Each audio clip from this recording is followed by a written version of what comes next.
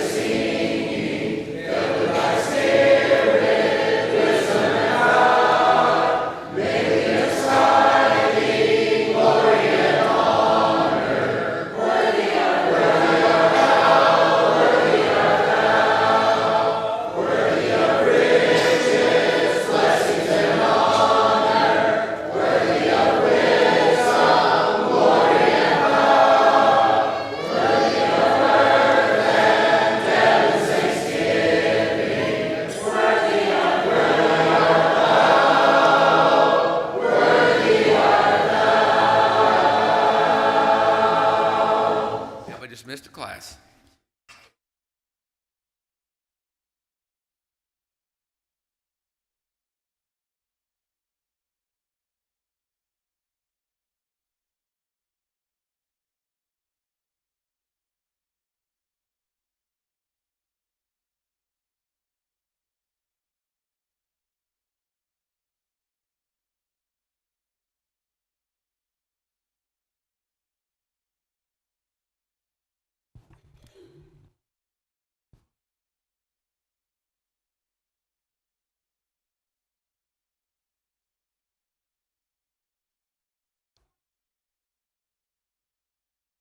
Okay, good morning. For members here, I apologize because you're going to hear what you heard Wednesday night. I don't think I did a very good job and didn't get to application, so we're going to talk about sin and specifically gambling. You're expecting to hear Bruce. He was in a debate, as y'all know. He's got a little bit of illness, not much voice, so I guess I'm probably like the opening act today, because Dusty Mathis will be preaching, which we're looking forward to hearing that. And then Titus Davis, did I get that right, will be preaching this evening. So maybe there's co-headliners, but I'm definitely the opening act. We're going to go over talking about some of the things we talked about last time, and hopefully I do a little bit better job of defining stuff and going through that. So we're really just talking about sin in general. That's what we're starting out with. And defining sin, how can we determine whether something is considered sinful? And how can we determine if something's sinful? Okay, it comes between you and God. But if we, more specifically, if we go to the Bible, how do we know if something's sinful? You not authorized. You can't find that you can do something? Is that what you're saying? I may have missed it. Okay, so it's not there to give us permission. What else? How do we know something's sinful? What's the obvious one? Okay, thou shalt not murder, right? That's plain. What about things that are not explicitly talked about? Are there things that, why didn't God just give us a list of things we can't do? There's probably two reasons why. Okay, you couldn't write a book big enough. What's the other reason? And maybe this is just me. Why knowing the nature of God and our relationship, why didn't he do that? Okay. Right. He wants us to understand and be in the heart and be in relationship with him. And it's not just a bunch of lists of things, don't do these and we'll be right and you can check them off. I love lists. When I'm in the mornings, if I have work, I have a list so I can check it off. And I feel good when I check something off. I usually don't get many checked off, but when that happens, or when I'm traveling, I have a packing list and I check everything off. And that, I like that. But that's not the way we have a relationship with God. And again, I think those are the two reasons. And with its definition of sin, which we talked about last time, it's separation from God, emphasizes we should repent to receive forgiveness. And then sins of commission, actively doing something wrong, we're told not to. Sins of omission, I didn't have my verse there. I think that's James 4:17. So whoever knows the right thing to do and fails to do it, for him it is sin. So if we know something we're supposed to do and we don't do it, that's sin. Again, we'll just kind of skip through this. And this is where we're at on Wednesday night. We're talking about things that are not explicitly mentioned in the Bible that are, in some people's minds, sins. We might have determination. I don't know. We have a lot of visitors, so, I don't know my audience. If you have questions, please feel free to talk to me after. But here's some of the things that, that are not explicitly talked about. Cursing, I think using God's name in vain is, but, profanity, and we kind of talked about that on Wednesday night, so I'm going to skip over that. Social drinking, and whether you think that's a sin or not, there's principles. The legalized drug use now that we have, is it okay for us to do it since it's legal? Immodest dress, wherever your level on modesty is. I mean, we have these things. Worship attendance, Hebrews 10:25 says we shouldn't miss it, but some make the application that's only on the Lord's day. And then gambling is the example we're going to use. And again, it goes back to what I want to talk about is principles and how we determine something's sin if we don't have verses that tell us. And then I mentioned this last time, when we were attempting to justify any of our actions or sins, I think we need to consider who God is. We need to consider He is our creator, He is our sustainer of life, He is our savior from eternal separation from Him and an eternal hell. He is our Father who loves us. He is our judge at the end of our time on earth. And when I think about things like that, especially attendance, when people struggle with attendance, and I can say when I was in college, I had some struggles, and sometimes I would go, but not want to be there in heart, and you're kind of trying to justify, I'd rather do this and do that. I think that's the times we need to start thinking about who God is. And, what you're saying when you say, I choose not to be here. I'm not talking about sickness or work or anything that prevents you from being here.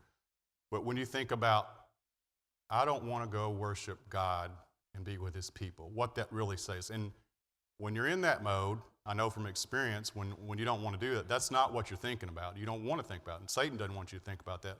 But I think on that and in any of these things where they're not explicitly talked about, we need to think about when we're deciding are they sinful or not, are we going to do them, we need to think about who God is, and that's just a reminder. And then there's verses to consider about our choices. So I'm going to read about 3 of these.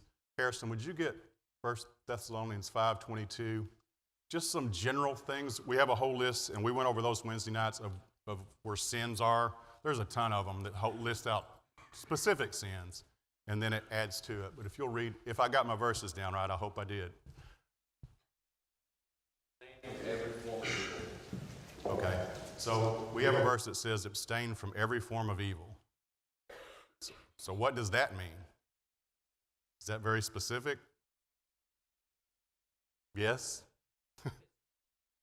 Okay, and then the next question is, what is evil? And I think that talks about growth. And I also should have brought this up. When we're talking about especially these things that are not explicitly mentioned, we need to think about, sometimes we're judgmental, and I'm guilty of that. We need to think about the people in that situation for, where they're at in their spiritual growth. What's their background? What have they been taught at home? So when we're trying to teach them, we need to think about where they're coming from and not be judgmental, like, why are they doing that? So just something to think about. Gracie, would you read Romans 12:9?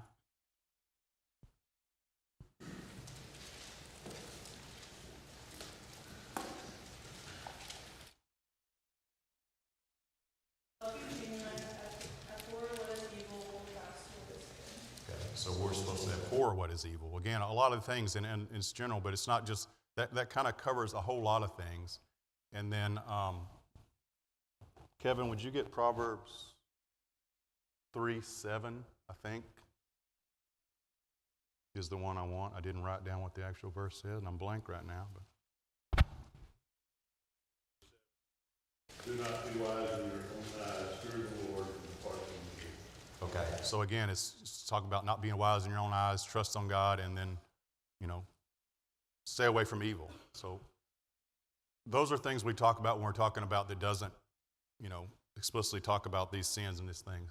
So just going to talk about gambling because it's so prevalent today. If you read the news, you see all these gambling scandals in sports, and it goes from coaches, players, and officials are all involved in that. And you think about why is that, and how addictive that is, and what the greed is. And I mentioned this on Wednesday night. We've got coaches in the NBA that are indicted for gambling that are making $95 million. That's their salary. So it's not necessarily about money. Some of them, it's the thrill, and some of them are involved in bringing other people to the gambling things. Yes? I want to back up, but I was just going to say kind of an all-encompassing verse when we talk about avoiding sin in 1 Peter chapter 1 and verse 15. It says, but as he who has called you is holy, you also be holy in all your conduct, because it is written, be holy, for I am holy. Very good, Jeff. That one probably encompasses all of those. I appreciate that. So yes, we need to think about God and how he is and how we should be. That's our aim. So thank you. So again, it's not just greed, but just, I got, just this week, I got this in the mail. Welcome to Hoops, SEN. It's about basketball gambling, now available in Arkansas. You get these in the mail, you can't get on any of social media without seeing about gambling. TVs do it. Now the NCAA has legalized it, so they basically promoting it. So just some of the numbers, recent studies estimate 2 to 3% of adults are affected by gambling addiction. That's not have gambling problem, that's gambling addiction, which we'll define, I hope, through here. The rise of online gambling has increased addiction rates, especially among young adults who access digital platforms easily. I know we're talking in a parenting class, and most of them are out here today. That's something y'all are going to have to deal with, because you can pick up your phone. You can do a lot of things with your phone, good and bad. But you can gamble from your phone. And I think the legal age is 21. Can somebody correct me if is it 18 for gambling? Honestly, don't know. Thank you for not knowing the answer to that. Whatever it is, it's not hard to get around those things on a phone. Kids are smart enough to figure out how to do that. But then few affected individuals actually seek help due to stigma and lack of awareness about available support for treatment options. So the 2 to 3% that do admit they're addicts, I'm sure that number is a lot higher of people who don't report that have gambling problems. So it's not something you want to admit. And this is kind of glaring as college students in gambling. Roughly 75% of college students have participated in gambling activities in the past year. Approximately 6% of college students develop gambling problems, whether it's online betting or sports wagering. And colleges are having to start to introduce resources to programs to address gambling-related issues among students. And you think about that things, and probably everybody in this audience knows when they introduced those things, what was going to happen. We had proponents in Major League Baseball. They fought it for a long time, and then the money's just overwhelming that they can make from it. And they gave in, and one of them said, this is what's going to happen. You're going to have all these things, and that's what we're seeing. All these things, it's illegal. People, officials, players being involved in it because there's a ton of money to be made. Yep. It's interesting that some will deny this gambling addiction because people who struggle with other forms of addiction may do better in those areas, but they'll go to gambling. Right. They'll trade one addiction for another addiction. which tells you how addictive it can be. Right. And I don't think with the number of addictions, this is one of the, I guess, strongest, you would say, that it's just, yeah. So it's a good point. And just a few stats I won't read. 80 million adults are estimated to have a gambling disorder. In China, 60 million people are considered gambling addicts. And if you look back, just interesting that the gambling, which has been around from the beginning, but in China it's dating over 4,000 years. And that just keeps going on. And, you know, they have these strict regulations that, yep, they still have lotteries. Kind of what we do. We try to restrict things, but we offer all these things that, you know, for the lotteries and gambling. And then student athletes, among NCAA athletes, over 50% of men and women, 38% of women reported gambling for money in 2024, with sports betting being a growing concern. So you think about half of the athletes in the NCAA are engaged in gambling. That doesn't necessarily mean on their games, but as we see in the news, that happens. And I talked about this earlier. It's the nature of sin is you have a point spread and you're supposed to win by so many points. And you say you're supposed to win by 10. They will come to a player and say, we'll give you money if you lose by 9. So in the player's mind, we're not trying to lose the game. I'm not doing anything wrong. I'm just going to, not lose by 10. And they make money. And that's how they get them. And then after that, it's just, it gets out of hand. But there's things like that. I also talked about prop bets, if you don't know what those are. So gambling for years has been based on who wins or loses in the point spread. It's pretty simple. So you can place a bet and you have to wait till the game is over to see the results. Now you have prop bets where if you watched any of the commercials with our Arkansas, Darren McFadden and Joe Klein and Pat Bradley and all those, they'll talk about that during the game. So, I forgot to make a bet. Well, don't worry about it.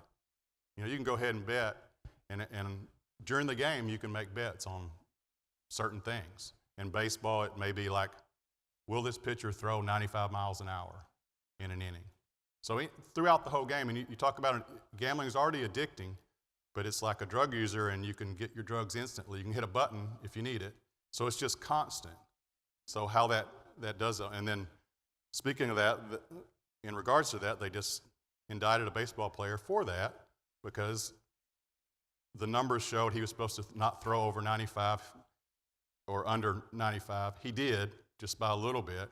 And then all of a sudden, because of greed, people aren't that smart, the bets on that were astronomical. So big red flag when somebody's betting millions of dollars on things like that. So they caught him and indicted him. So again, it's just the nature and the addictive nature of gambling. People in their 20s are the fastest growing group of gamblers. Up to 5% of adolescents and young adults who gamble develop a disorder. Nearly 2/3 of kids ages 12 to 18 have gambled or are playing gambling-like games in the past. 50% of all slot machine players have gambling problems. So that's 1 in 2. 81% of gambling addicts play online, and you can see that it's just constant. If you're trying to fight that addiction, it's right there in your hand. Suicide rates are very high, 15 times higher than general population. And then other numbers. Commercial gaming revenue reached $72 billion. And again, we talked about this Wednesday night. I have no concept of billions and millions. I'm simple-minded. So I put this up to make the comparison. So if you spend $1 every second with $1 million, it would last about 11.5 days. If you had $1 billion and you spend $1 every day, it would last about 31.7 years. And the same thing with seconds. If you had 1 million seconds, is about 11.5 days. 1 billion seconds is about 31.7 years. So if you started a stopwatch at birth, after 1 million seconds, you'd be less than 2 weeks old. After 1 billion seconds, you'd be middle age. So that's the money we're talking about in that. And so this is how my mind works. When I'm doing a lesson, I start going down rabbit holes. So this just triggered my mind on this, so we're going to take a detour. When you're talking about Earth's age, this is just some of the numbers. Up until around 1600, everybody thought it was 6,000 years. And then it was 6 to 100,000 years. late 1800s to 1990s, it was tens of millions to hundreds of millions, which is a vast difference there. But that was Darwin's theory, the one who started evolution and all that. Then it was 1.6 to 3 billion years. And today, since 1955, it's 4.5 billion to 4.6 billion years because of carbon dating and stuff and how they date that, and we won't go into that. But the gap between 4.5 and 6 billion years, this is from one of the, I didn't put where I got this, is only 100 million years, a brief span in geological terms. So just my side note, when we're talking about how everything fits in, and first it started, Darwin thought it was a few million years. To make everything fit, it has these changes. Now it's billions of years, and there's a difference of 100 million years even in scientists. And really, it's probably broader than that when I've seen numbers. So it's just something to think about that, these numbers are astronomical and dating on that. And I apologize going on down that path. Probably meant nothing to y'all, but I just had to say it to get off my mind. So back to gambling. Young men are particularly at risk. Online gambling is a major driver of addiction. Recovery is possible, but relapse is common. Only a small percentage seek help. The higher gambling rates among low-income groups. People in very low-income households gamble nearly twice as much as the general population. Lottery and casino participation is significantly higher in economically disadvantaged neighborhoods. So when you talk about the poor, and we have a lot of verses in the Bible about how we treat the poor and taking care of the poor, you need to think about the effects of gambling. And we've mentioned it's not just the poor. We've got people making $95 million that are involved in it too. But it really hurts the poor. And I've witnessed this. Years ago, Betsy and I went to see Cirque du Soleil in Biloxi, Mississippi, and it was at a casino. And of course, to go to any of the shows, they make you walk through the casino, another tactic that entices you. But it was just, to me, just sad seeing people, back then it was smoking, so everybody was smoking and just had buckets of quarters or whatever they put in the slot machines and were just as fast as you could. It was just, and you can cash your paycheck, you can use your credit card. There's just any ways you want money. If you don't have money on you to go gambling, they will find you some money. So again, to the addictive nature of that. I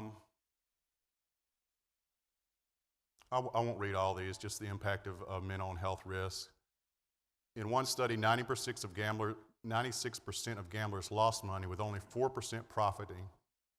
And so that's the rate of your thing. And you can see that if you've ever been to Las Vegas and looked at all the things that are built, it's millions, probably billions of dollars of stuff, and you're thinking, how can they afford this? And well, because 96% of the people are losing. I don't think I put this in here, but the combination of a slot machine, the three, I think is 8,000 different combinations. So that's your odds of winning, 8,000 to 1, I guess. So, and that's the most addictive type of gambling. They say is probably online's taking that over, but it's still slots.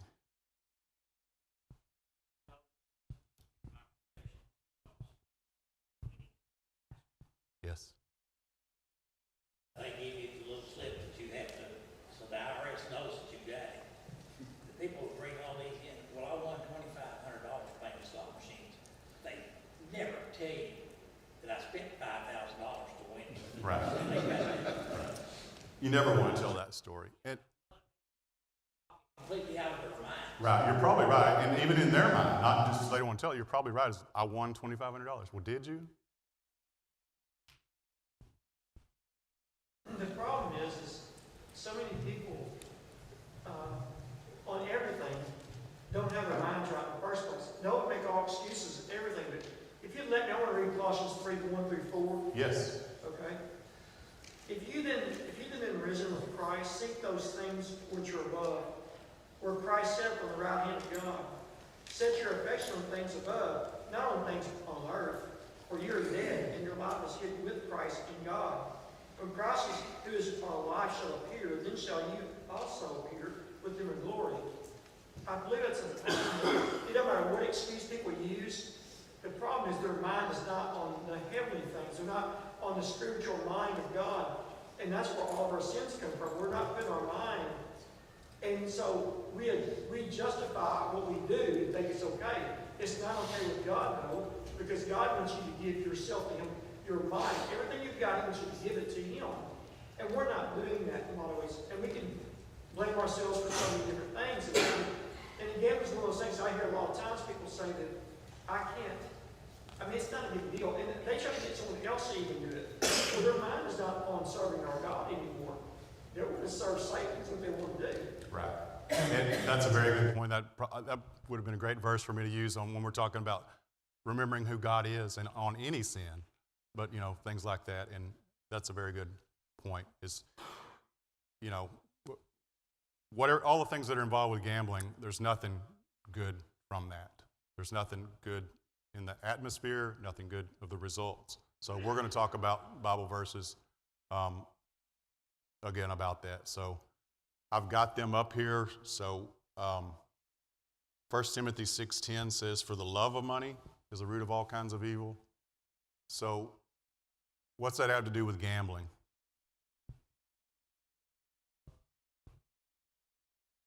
Okay. But I just want to gamble for entertainment. I don't really care about winning. Is that a valid? Okay. I mean, I hear that argument, and, you know, maybe 0.1% somebody really believes that, but, you know, if there's not money involved or reward involved, I find a hard time believing that you want to do that. So it's tied to greed. Gambling is. I mean, we want to make a fast buck for gamblers. That's the way it is. Proverbs 28:22, "The stingy are eager to get rich and are unaware that poverty awaits them." Along with that, Proverbs 28:20, "A faithful man will abound with blessings, but whoever hastens to be rich will not go unpunished." And that's the pursuit of fast wealth, as in gambling, is warned against here. So how are we supposed to make our money? Okay, we work, an honest work. I mean, he tells us to do that. He got on to some of them for not working. I think they were waiting for the Lord to come, but, you know, they were like, we're not going to work because they thought it was imminent, but told them to go back to work, and that's how we get our money. Proverbs 23:4-5, "Do not toil to acquire wealth. Be discerning enough to desist. When your eyes light on it, it's gone, for suddenly it sprouts wings, flying like an eagle towards heaven." And I think that's, I mean, we do work for our wealth, but if that's your goal to do that, it will go away. And we know when we see lottery winners that win these big amounts of money, I won't say the majority of them because I actually looked that up. I guess, always they say 70% of them lose all their money. That's not a fact. But there are a lot who they don't know how to, they win this great amount of money. So what kind of problems do you have when you win a great amount of money? I mean, it seems like, in my mind, if I had all this money, I'd pay everything off and I wouldn't have all this pressure. And we probably all think that, and that can be true. But what problems do you have when you come into millions of dollars? Yeah. You got friends and family, and I think Bo said it most, leeches. And they may be friends and family, but yeah, they come out of the woodwork, and then, you know, you don't how to handle this money. And then you see this even with especially professional athletes who make millions, and then they retire 2 years later and they're broke. And you're like, how's that happen? Well, their lifestyle was they had this money, they could do anything they want, and then eventually that runs out. And same thing with lottery winners or anything else. So absolutely. Very good point. And I mean, I think that's the problem with sin in general, is we think it's going to satisfy something, and we've all been there. Well, if I had a new car, I'd be happy. If I had a new house, I'd be happy. Then I want to, 2 years later, your car's old. I want a newer house, bigger house. It comes down to that. Sin is not going to satisfy us. Satan, leads us down that path, started from Adam and Eve. He convinced Eve that, hey, this is what you want. This is going to make you like God, but it didn't. So, Luke 12:15 says, "Take care and be on your guard against all covetousness, for one's life does not consist in the abundance of his possessions." Again, where are our priorities? Ephesians 5:11, have nothing to do with the fruitless deeds of darkness, but rather expose them. And I think we can see that everything that gambling is associated with is one of those fruitless deeds of darkness. It brings no good. Matthew 6:24, no one can serve two masters. Either you'll hate the one and love the other, or you'll be devoted to the one and despise the other. You cannot serve both God and money. And again, that work goes back to the desire for money. And then I think I put a few more here that I can barely read, so I apologize. Proverbs 13:11 says, warns that wealth gained quickly or dishonestly will eventually disappear. I think we covered that one. Ecclesiastes 5:10 says, teaches that the love of money is ultimately unfulfilling and cannot bring true happiness. And I think that's what we just mentioned. That's the nature of sin. And then Proverbs 28:20 urges believers to prioritize integrity instead of chasing quick riches, warning of potential consequences. And then to stewardship, which I know Roger taught a class a few years ago, and he brought up this point last time. So what does gambling and stewardship have to do? How are those tied together, and what's it mean to be a good steward of what we have? Roger, I'll give that one to you.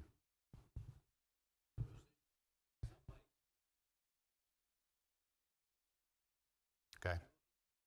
Right. Okay.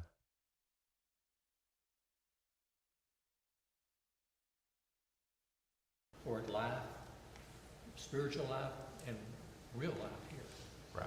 And if we don't use it right, we lose. Right. That's a concise answer and summed it all up. Is God gave us everything, and how we use it is going to determine where we spend eternity. So, Bo?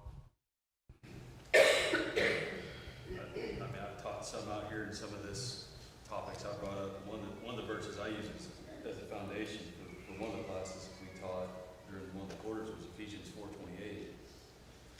There's a contrast, about working versus stealing. Right. But then the point was, after you work, that you may have something to give to him who has need. Right. This mindset generally is not trying to gain to be able to give. Right. It's to be able to gain for me and to Absolutely. multiply that effect. It's a completely different mindset. Right.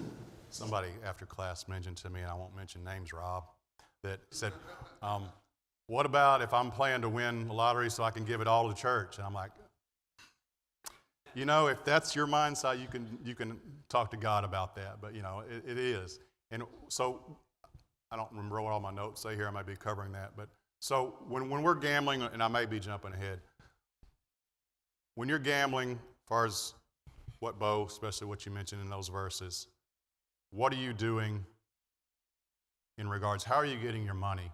Let's say you win. Okay, you're profiting off the loss of others, no matter what it is. And you don't think about it when you're doing lottery, when you buy a lottery ticket, because you don't see that group of people that you're taking their money. If you're in a small betting pool or you're playing gambling, you see the people in the room, you might get the idea, but it's still about winning. And that's what it is. The only way you can win in gambling is taking from others. And you're not earning it, and you're doing anything like that. So, yes. And one of the other principles I remember from that was everything belongs to God and nothing belongs to us. Yes. And we forget that. Right. Yeah. So I brought this up last time, gambling versus stock market. Gambling depends mainly on luck, which we saw 4%, 96% are going to lose, so that's very little luck. While stock market investing involves skill, research, and analysis to guide decisions. It has long-term growth potential. Investing in stocks can lead to long-term wealth gain, unlike gambling, which rarely offers lasting returns. And then risk management. Stock market participants usually use research and planning to manage risk, unlike gambling, where the outcomes are unpredictable and uncontrollable. So there is a difference in that. And I think we brought this up last time. Can it be a sin to invest in the stock market? Yes. How so? Okay, insider trader, which is something illegal, that's a good point, because it comes back to greed, so you're trying to make that. How else could it be? Do things that are just speculative in nature and not participating in the investment of the company. Right. It goes back to your heart. So when you say investing in the stock market, it can be a sin. If your goal is to make a quick buck and it's not long-term investment, you know, it mentions about, you know, involves skill, research, and analysis. It should, but there's people who are not. And we talked about day traders. Not that that's necessarily, you know, sinful, but if usually, in my mind, I may be wrong. I don't see Kelton here, and he brought up a point that it's not necessarily that way. But usually day traders, in my mind, they're trying to make a fast buck, that, you know, just sell and buy as quickly as you can to make a profit. And if they're... They do their research. Well, that's what I didn't want to speak, and I'm glad you said that, Thomas. There's some that may actually do the research and know, and, you know, and I'll give them the benefit of the doubt, but, you know, whether it's day trading or long-term or just investing, if you're doing it if your heart's not right, it still can be a sin. It's just not the same as gambling, is what I wanted to say. Taryn?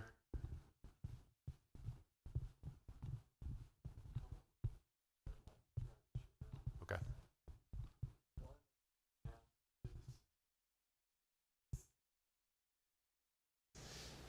For many Christians is that it's a stupidity issue, not a sin issue. I'd agree on most of that, yeah. I'll let you go ahead. Well, again, to their perspective, Yes. this is a stupidity issue, not a sin issue. And unless you have good, solid teaching that works against that perspective, you will maintain that perspective, but you will also propagate that perspective. Yes, I see your point now. So that's one thing I wanted to say. The other thing I wanted to say is that one of the stronger arguments that Christians need to be rooted in with this issue is the commandment regarding love. Yes. And we said it correctly. When you take from others, especially with gambling, you're not exchanging for a product or service where you're providing value for the money you took. There's no value.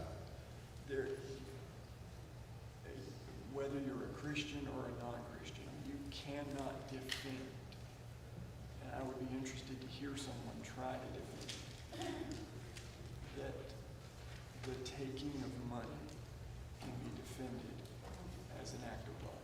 Right. So You just can't. right. So if you didn't hear Taryn try to sum up the first one, I got short-term memory loss. So it's a lack of knowledge, really, in the Bible and principles of, and it probably is stupidity, especially if you know the stuff and you don't do it. That's really it. But it's a lack of knowledge, knowing the principles, and then gambling is taking from others, and there's no other way to say that. I know it's yeah, indiscriminate too of who you take.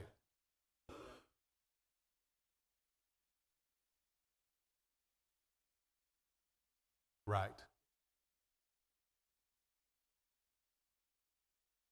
Right. Right.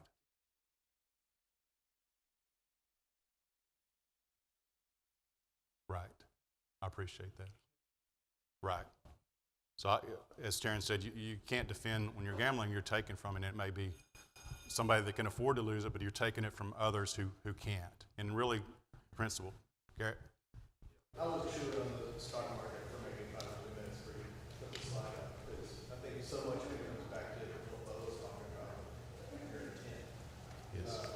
I could get an email or a notification from some trading app right now, brand new IPO, a company that I don't know anything about, and they decide to pull that slot handle I just drive $7 into it, hoping that it goes up and not down.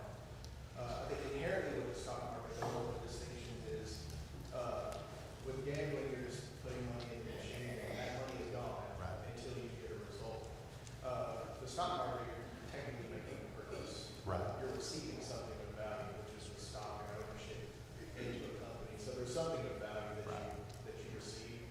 But even necessarily with things like that, with what Karen was talking about, and Bo was talking about, it's your intent. Right. You know, the game of chance, and when we talk about gambling and the risks involved, and the things that you're deciding to do, I think it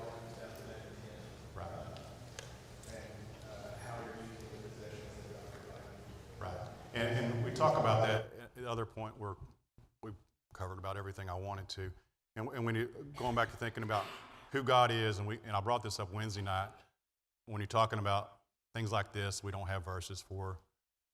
Yes.